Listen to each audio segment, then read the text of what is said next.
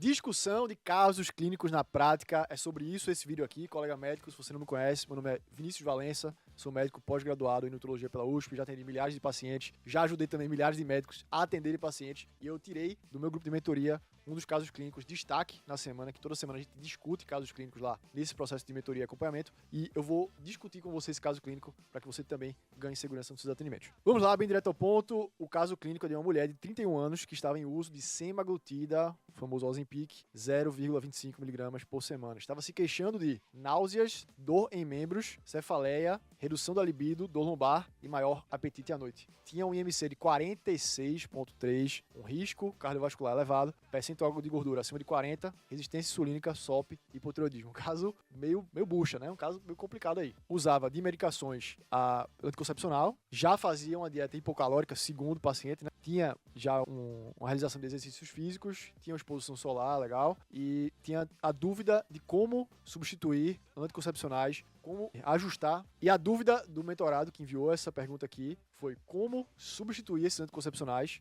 da paciente, como ajustar essas medicações para reduzir essas queixas e como fazer o tratamento da SOP. E vamos lá, realmente é um caso bem interessante, né? Obesidade em mulher com SOP e também com histórico de hipotireoidismo e resistência insulínica. O primeiro ponto aqui que eu avaliaria seria o seguinte: essa paciente está usando semaglutida numa dose bem baixa, 0,25, a dose inicial, e está sentindo náuseas, dor em membros, cefaleia, que podem ser sintomas relacionados ao uso dessa medicação. O que eu observo aqui no meu consultório é que, principalmente quando você pega paciente com semaglutida, você tem uma chance maior de ter efeito colateral do que com a tirzepatide. Então, eu consideraria como primeira conduta para essa paciente avaliar trocar a semaglutida pela tirzepatide por dose mínima ali, 2,5mg, justamente para reduzir a chance de ter efeito colateral. Assim como o Ozempic tem uma chance maior, ou melhor, assim como o Ozempic tem uma chance menor de ter efeito colateral em relação ao Saxenda, que é o que veio antes, o Mounjaro ou tirzepatide tem uma chance menor de ter efeito colateral do que o Ozempic. Então, realmente, o que eu vejo aqui, os pacientes têm mais resultado em relação à perda de peso com o Mounjaro e tem menos chance de ter efeito colateral. Seria a primeira conduta que eu consideraria aqui, porque muito provavelmente melhoraria esse caso clínico da paciente, porque é uma paciente que está com IMC de 46, então você pode esquecer qualquer chance dessa paciente emagrecer por conta própria, pelo menos a grande maioria não vai conseguir com um IMC como esse, e um risco cardiometabólico elevado, né? E depois eu viria para um outro ponto. Se uma mulher de 31 anos está com redução de libido, a minha principal hipótese não será hormonal, porque é uma mulher mais jovem e sim, a testosterona nas mulheres também existe e também pode ser feita a reposição nessas mulheres, mas por se tratar de uma mulher com SOP, que já tem níveis de andrógenos elevados em geral, né, se for o fenótipo de SOP que tem o fenótipo hiperandrogênico, realmente não faz muito sentido essa mulher ter uma baixa libido de causa hormonal. Então, a primeira coisa que eu avaliaria aqui, quando eu vejo uma mulher com baixa libido, é realmente o uso de anticoncepcional, porque anticoncepcional e, principalmente, antidepressivo, podem reduzir a libido da mulher e também vários outros fatores, né? O próprio fato dessa mulher estar com excesso de peso, isso já reduz a autoestima e a libido de grande parte das mulheres. Uma das maiores coisas que as minhas pacientes mulheres falam é que quando emagrecem, melhora a autoestima, melhora a libido, melhora o relacionamento. Então, tudo isso vai melhorar quando essa paciente emagrecer. Então, aqui a pedra angular desse tratamento é realmente o emagrecimento. Claro que eu vou orientar essa paciente de que realmente, potencialmente, a gente trocar um anticoncepcional dela, que é um anticoncepcional oral combinado, por um outro método contraceptivo, muito provavelmente pode melhorar essa libido dela. Então vai ser algo que eu vou considerar no tratamento também. Essa dor lombar, eu precisaria também investigar, possivelmente uma infecção urinária, pode ser uma dor muscular, que seria o mais comum, então teria que investigar um pouco mais. Pequena pausa, já voltaremos pro vídeo. Se você está gostando do conteúdo e puder compartilhar com seus amigos, talvez no seu grupo de pós-graduação, ajudaria muito a fortalecer o canal. Estamos fazendo um vídeo por dia aqui para ajudar você a ter mais segurança e resultado do seu consultório. Se puder seguir aqui no Instagram também, @medico.excelência, @doutor vai ajudar bastante. A parte da insônia é uma queixa comum em pacientes jovens hoje, que eu vejo aqui no consultório também, justamente pela questão de esses pacientes não terem bons hábitos de sono. Com aplicativos, com celular, com tudo hoje sendo muito rápido e muito... Essa paciente também relata insônia e é comum nesses pacientes mais jovens, geralmente está associado a algum tipo de ansiedade também. Ela refere uma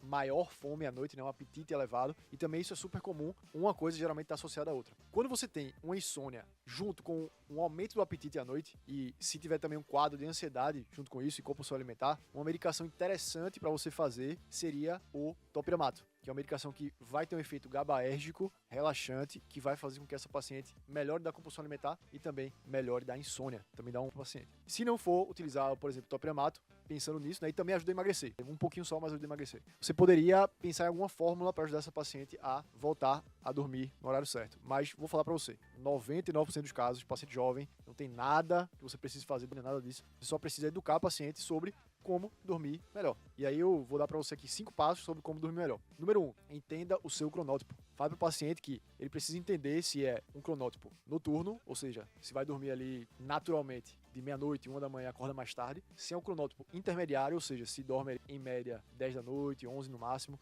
e acorda ali entre 6 e 7 da manhã. Ou se é um cronótipo matutino, em que você tem um paciente que ele naturalmente acorda ali de 4, 5 da manhã e vai dormir mais cedo entre 8 e 9 horas da noite. E quando você entende o cronótipo, é o primeiro passo, porque você vai organizar a sua vida relacionada à hora que você vai dormir. O seu cronótipo especificamente manda no seu horário de dormir, porque tá literalmente nos seus genes. Você não tem como, se você é uma pessoa noturna, você virar uma pessoa matutina. É muito, muito, muito complicado, porque você tá lutando contra a sua biologia. Então, minha recomendação é, faça junto com a sua biologia. Seja aliado dela. Então, se você sabe que naturalmente você vai dormir mais cedo e acorda mais cedo, então se programe para fazer isso dentro do seu trabalho. Esse é o primeiro ponto. O segundo ponto é, sempre que o paciente acordar, recomende que tenha ali 5 a 10 minutos de exposição solar. Isso vai regular também o ritmo circadiano para poder aumentar, fazer aquele pico de cortisol no começo da manhã, melhorar o humor, melhorar a disposição também, inclusive melhora a chance desse paciente pegar no sono mais rápido à noite. Terceiro ponto, evite fazer o que eu estou fazendo agora, que é tomar café depois das 14 horas. Por exemplo, são 16h54 agora, eu estou tomando café. Não deveria. Então faço o que eu digo, não faço o que eu faço. Número 4,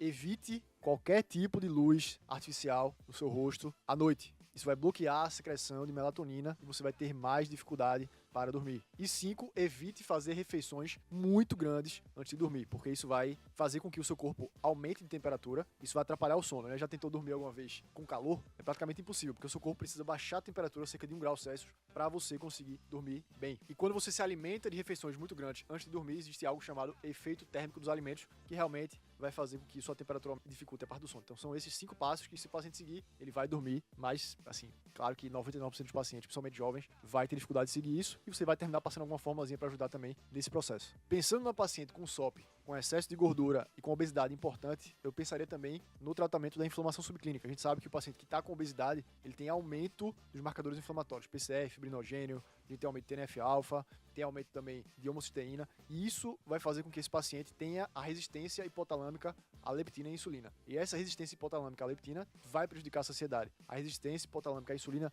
vai prejudicar a parte metabólica. Tem uma dificuldade maior de queimar gordura, chamada flexibilidade metabólica será reduzida. As mitocôndrias não funcionam tão bem. E é por isso que eu costumo fazer nos meus pacientes tratamentos também para reduzir esse grau de inflamação subclínica com algumas substâncias, como por exemplo a ácido Q10, a própria N-acetilcisteína, a curcumina. São todas substâncias que vão ajudar a reduzir esse perfil inflamatório e ajudar no processo de emagrecimento também. Tratando-se de uma paciente com SOP, eu muito provavelmente também indicaria associar o myo-inositol, que é uma substância, um suplemento que vai ajudar bastante o paciente com SOP, principalmente que já tem esse grau de resistência. Tá, Vinícius, na prática, como é que seria esse protocolo? Como é que você organizaria tudo isso para paciente? Se fosse uma paciente minha, eu organizaria um planejamento de 6 meses, em que eu fecharia inicialmente um protocolo de 3 meses, com todas as dosagens já incluídas, todos os injetáveis já incluídos também, né? Se eu for fazer aqui na minha clínica, ou intramuscular ou endovenoso, e junto com isso também incluiria de bônus já consultas comigo, com nutricionista, também incluiria, se fosse necessário durante o tratamento, esperanças extras, também incluiria isso como bônus, porque o paciente muitas vezes ele quer saber o que é que ele vai ganhar de brinde, né? Então eu sempre coloco vários bônus para aumentar o valor percebido do produto. Você pode aí cobrar basicamente no mínimo aí